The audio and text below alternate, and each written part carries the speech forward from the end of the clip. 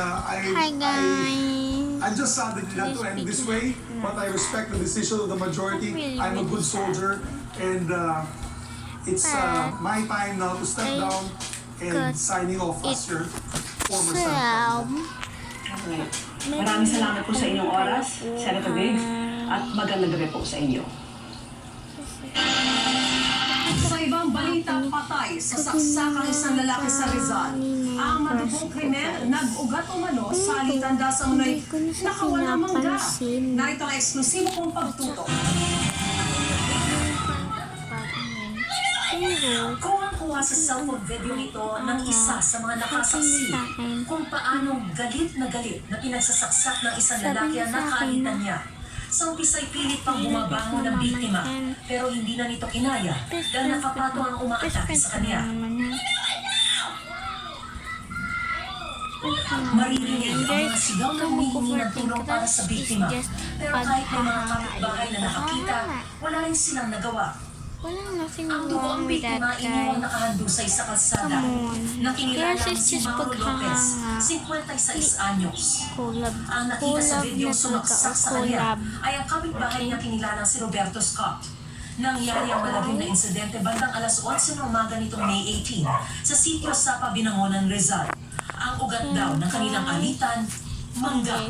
Ito po, anak ng suspect po ay paulit-ulit nagnanakaw po ng bunga ng mangga sa kanilang tanim na yun po yung ikinagalit ng kanyang asawa na humantong po sa confrontation ng una, and then dito po nangyari yung insidente ay inabangan na po yung biktima at doon na po pinagsasaksak ng ating suspect. 5 saksak sa lieg ang tinamo ng biktima na kanyang ikinamatay. Agad naman tumakas ang suspect sakay ng motorsiklo.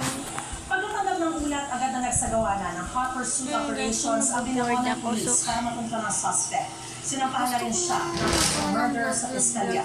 Pagdadala ng pagaling, nakakita na makasilang tao kung saan niya talaga po sinaksak yung tao na sa leeg na yun ay talaga pinagawa. Mapatingin ako. Inaantay ko kasi yung mami ko guys kasi ang tagal niya guys. Parang forever. Guys, ayan guys. So, ayaw ko naman parang forever. And guys, 6:52 and umalis siya. Sabi niya mag-iisang oras siya, pero sabi niya yung oras naman siya parang 2 or 4. Isang oras pero 6 na, magsi-7 na, 6:52 na. Loko to. Pero okay lang guys, that's my mom. I respect her. Ano po natin, ikaw mga bata at mga suspect. Ilan na nga yung may kasalanan sa inyo sa amin. Kaya lang namin ginabukahinan yung kalahati. Dahil niya, yung tao na yan, trespassing yan. Madalas trespassing na. Sinusugod ka sa loob talaga. Pwede hindi. Magsabi lang. Para sa GMA Integrated News, Maris Umali na tutok, 24 oras. Sa Cebu na huli raw ang pananakit sa isang bata ng kanyang mismong tiyuhin. Nakatutok si Alan Domingo ng GMA Regional TV. Balitang Pisda. Pinapagalitan lang nung una, pero maya-maya pa. Pinaghahampas na ng stick ang bata na kupo sa sahig ng lalaking kinilalat bilang kanyang tiyuhin. Kuhayan, madaling araw kahapon sa Cebu City. Agad naman ng listyo na mga tauhan ng barangay ng pango ng bata at inalisto ang tiyuhin. Hanggang nang dalhin sa barangay hall ay hirap pa sa paglakad ang bata. Nagtamunin siya ng sugat sa likuran at nilagdat kaya dinala sa ospital para ma-check up. Nagkakulong naman ngayon sa Lamangon Police Station ang kanyang tiyuhin. Sa investigasyon ng pulisya, napagalaman ng ugat ang pananakit sa away ng biktima at ang anak ng kanyang tiyuhin.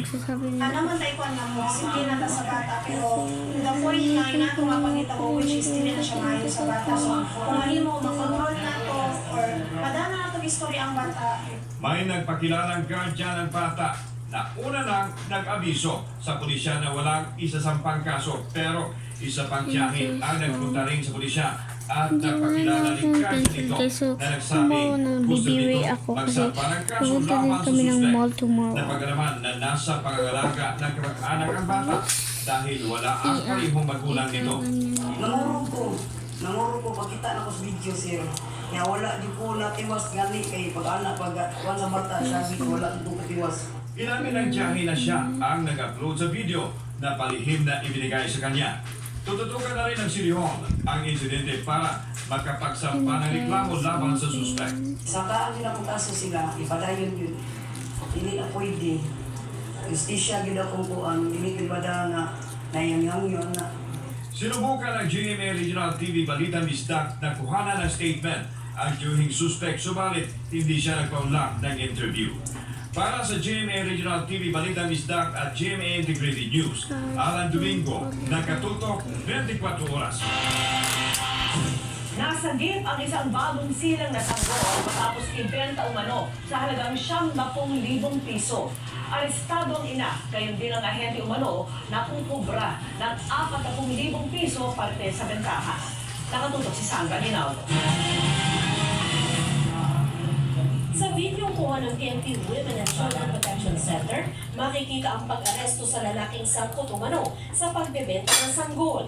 Hawak naman ang mga kinatawan ng PNP WCPC ang sanggol na kanilang isinakay sa sasakyan para sa proteksyon nito. Arestado rin ang ina ng sanggol na ayon sa mga otoridad kasama sa pagbebenta sa anak. Walong araw matapos Guys, this is why all 50,000 pesos. 50,000 pesos. And something the wrong is ingredient is asking for us for 90,000 pesos.